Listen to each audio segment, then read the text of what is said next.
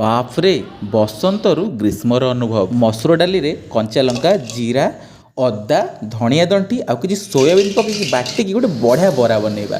ବରାଟାକୁ ଧୀରେ ଧୀରେ ତେଲରେ ଛାଣିକି ଅଳ୍ପ ତେଲ ପକେଇ ଛାଣିବେ। ତାପରେ ଏଇଠି ପାଣିରେ କାଜୁ, ଟମାଟର, ଅଦା, ଜିରା ସିଝେଇ ଦେବେ। ଏଠି ଗୋଟେ ବଢ଼ିଆ ଦେଶୀ କୋବି ମୁଁ ନେଇଯାଇଛି, ସେଟାକୁ ଟିକେ ଭାଜିଦେଲି। ଭାଜିଦେଲା ପରେ ତାପରେ ଏଇ ଯେଉଁ ସିଝା ମସଲାଟାକୁ ବାଟିଦେବେ। ତେଲରେ ସବୁ ଗୋଟା ମସଲା ପକାଇବେ। ଗୋଟା ମସଲା ହେଇଗଲେ ବଟା ମସଲାଟା ପକାଇବେ। ଟିକେ ହେଇଗଲେ ଦହିରେ ସବୁ ଗୁଣ୍ଡ ମସଲା ପକାଇକି ଟିକେ ଭଲସେ ଫେଣ୍ଟିବେ, ଦହିଟା ନ ଫାଟିବା ପାଇଁ।